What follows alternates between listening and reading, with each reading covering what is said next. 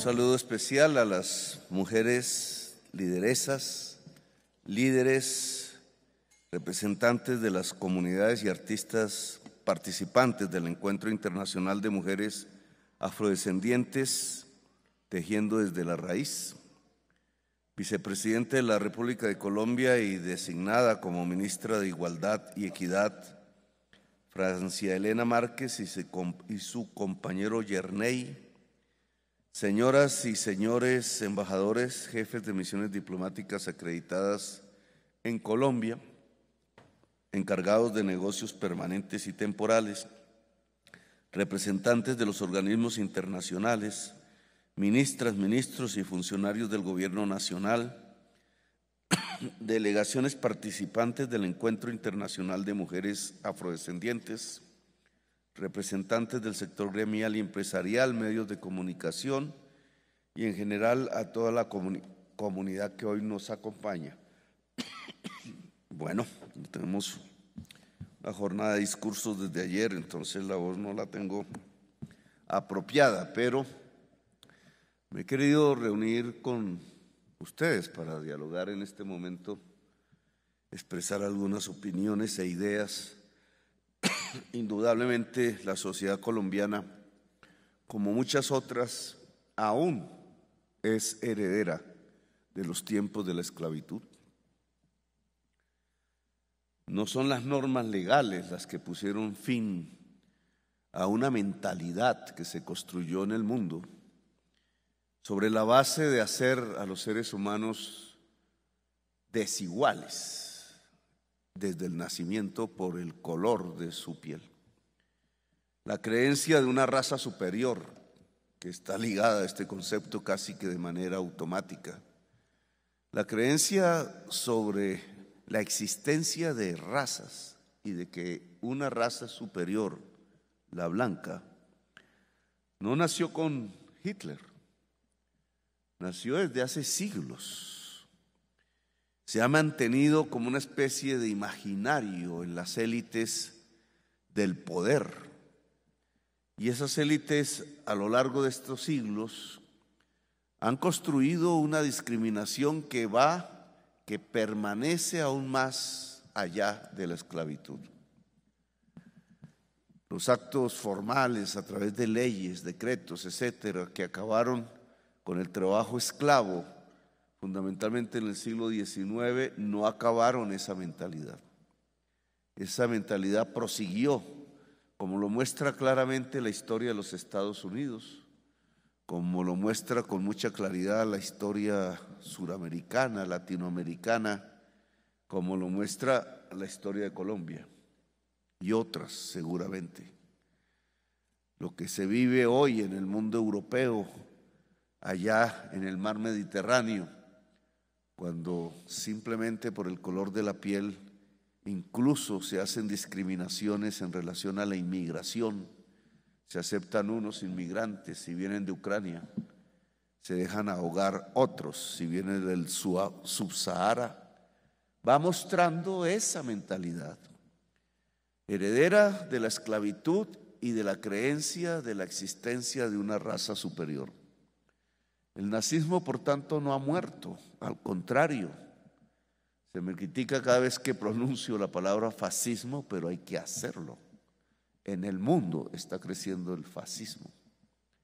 En Colombia existe una mentalidad fascista que es aplaudida y que irriga los poderes fácticos, que va a través de la formación del imaginario popular, haciéndole creer a las gentes que efectivamente existen razas superiores, cuando aquí prácticamente nadie es blanco, y que los que tenemos un color diferente en la piel no tenemos el mismo estatus como seres humanos.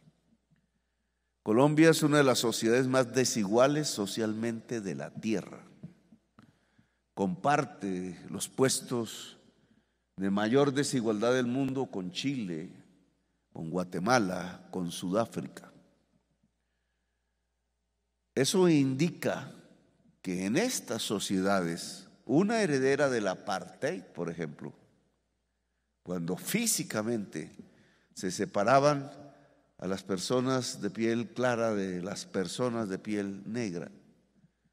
Se les separaba en la economía, en los puestos de trabajo, en la calle, en la movilidad, en el barrio, en los colegios. Se les separaba en el poder, obviamente, porque para unos era y para otros no, que era la mayoría. Y que desató incluso un conflicto armado en Sudáfrica del que fue hijo Nelson Mandela. Y quizás una experiencia que hoy nos muestra que a pesar de la paz, a pesar de derrumbar el apartheid, la desigualdad permanece. La desigualdad es mucho más difícil de eliminar, va más allá de las normas, porque tiene que ver con la cultura, con los procedimientos económicos, con las mentalidades de la gente.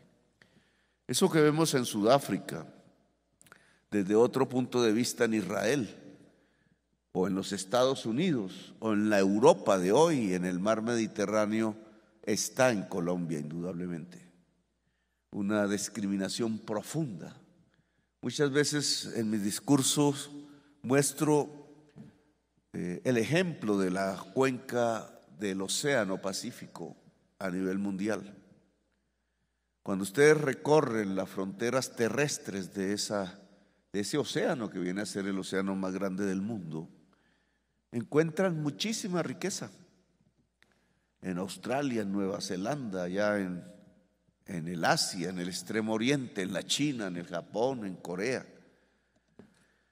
En el lado americano encuentran casi lo mismo: California, Alaska, el Canadá, Vancouver, el Acapulco de México, las principales ciudades de Centroamérica, sus capitales están allí, Panamá, el Chile, Perú, su capital Lima, las principales ciudades del Ecuador, y solo en un trocito de ese mapamundi, el Pacífico colombiano ven y encuentran el pedazo más pobre de todo el mapamundi del Pacífico, el pedazo más pobre de Colombia.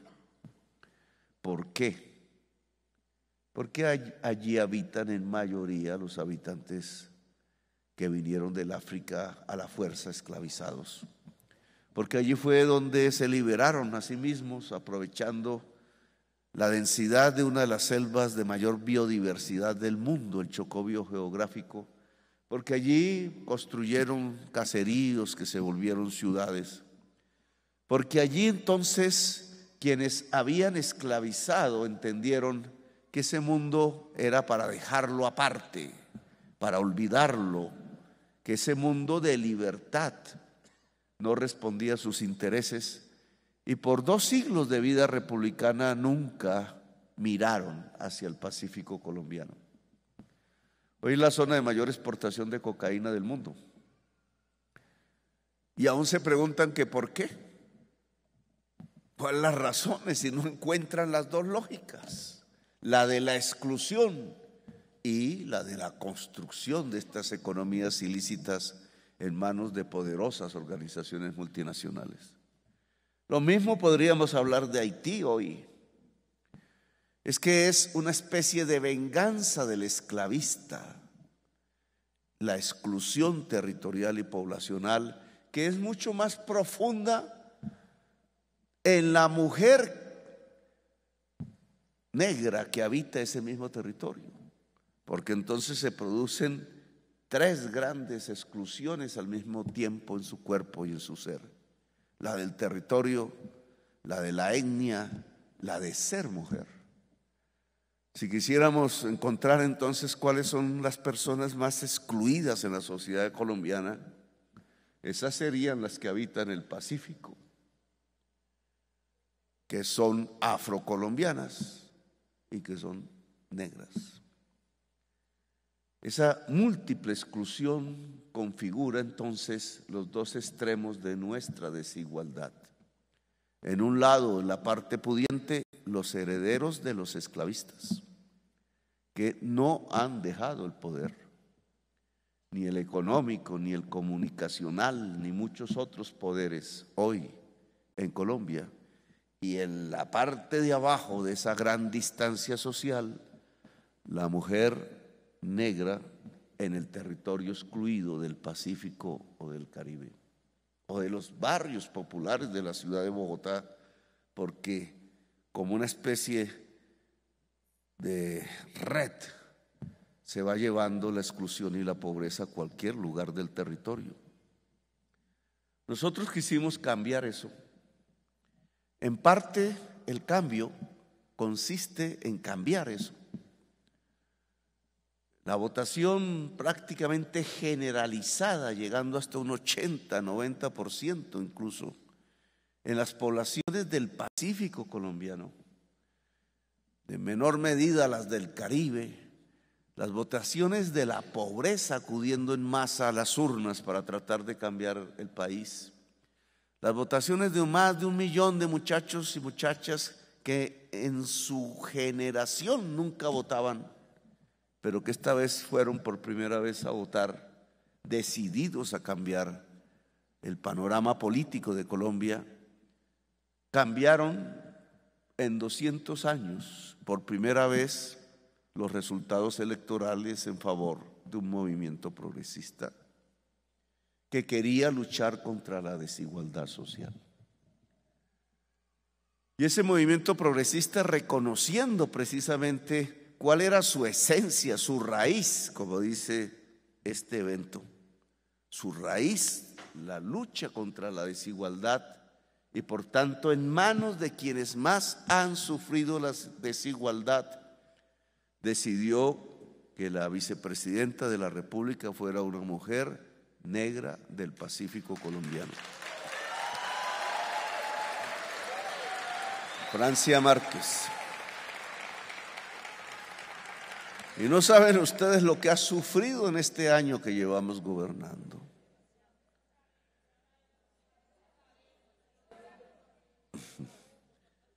Persecución permanente,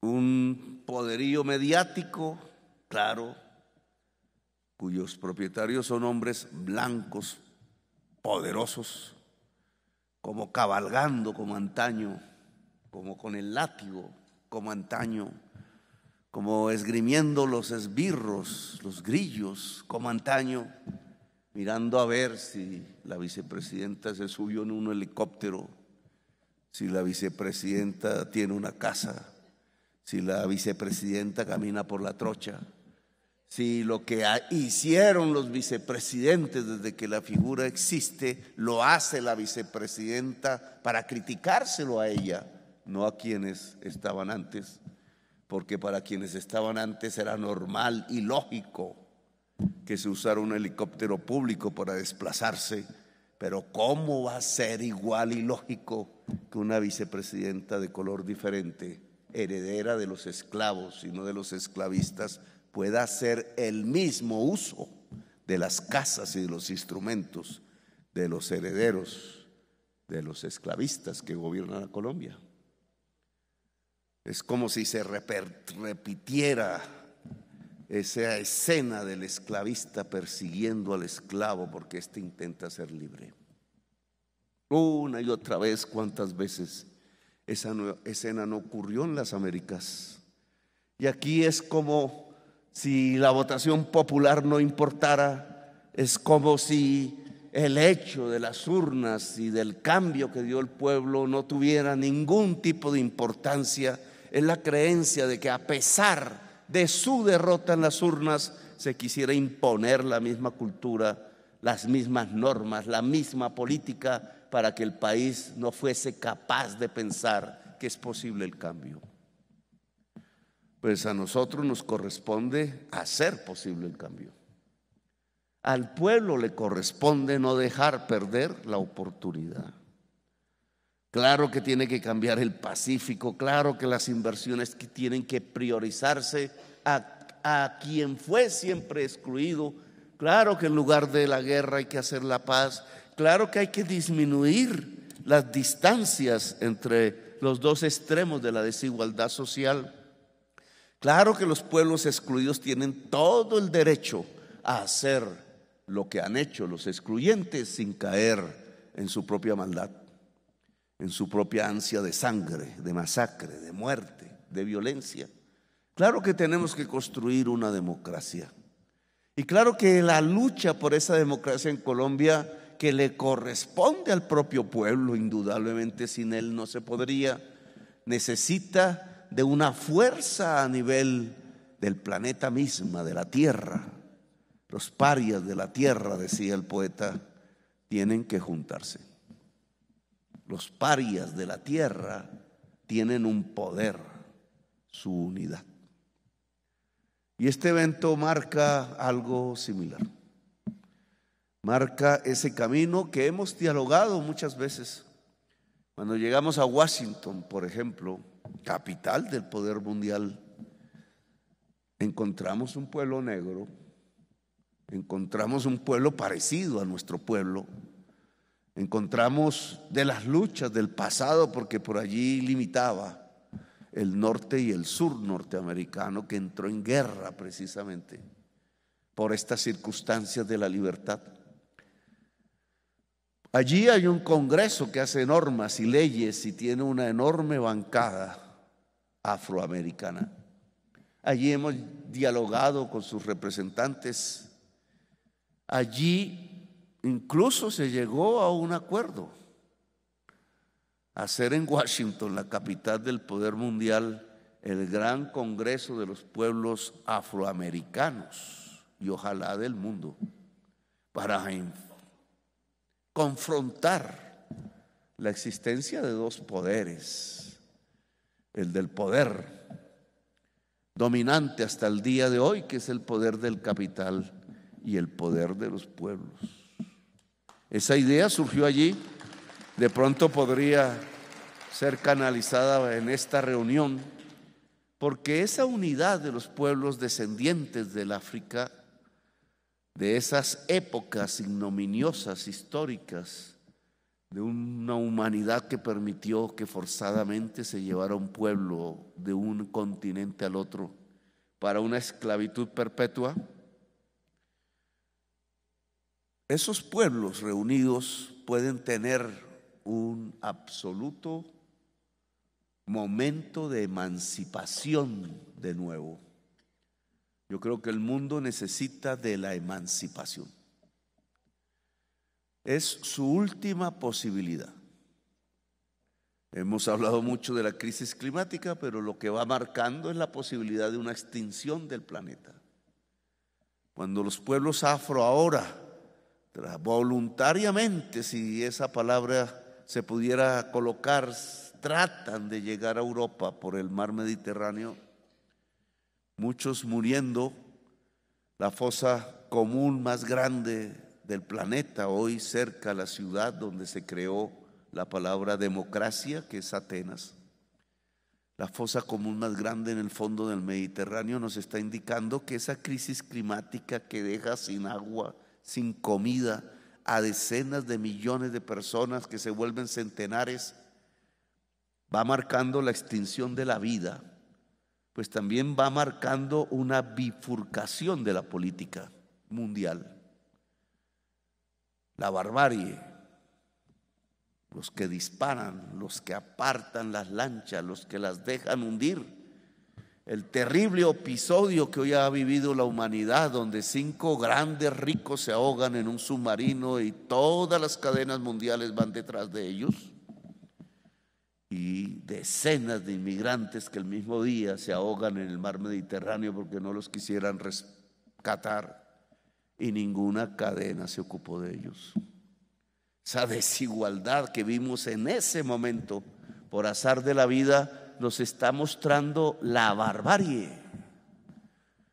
Pero hay otra posibilidad, la democracia profunda y radical, a escala global. Uno de los 2 caminos escogerá la humanidad, la historia futura, y de ello dependerá la vida del ser humano, porque la barbarie no será sino la antesala de la extinción, mientras que la democracia profunda y radical será la posibilidad de una nueva evolución del ser humano, de una nueva, se llama revolución del ser humano a escala global. Así que juntar los pueblos es fundamental. Me han pedido que como jefe del Estado le pida a las Naciones Unidas que este día se considere el Día de la Mujer Afromundial, el Día de la Mujer Afro. Y eso pues lo llevaremos oficialmente. Ya las instancias que dirigen ese organismo tomarán las decisiones, pero será una propuesta de Colombia. Y a cambio, no por transacción, les pido más fuerza para juntar pueblos del mundo. No tenemos otra opción, juntar los pueblos del mundo. Y si el eje de esa gran unidad humana comienza por las poblaciones descendientes de África, mucho mejor, porque es una verdadera emancipación. Gracias por haberme escuchado, muy amables.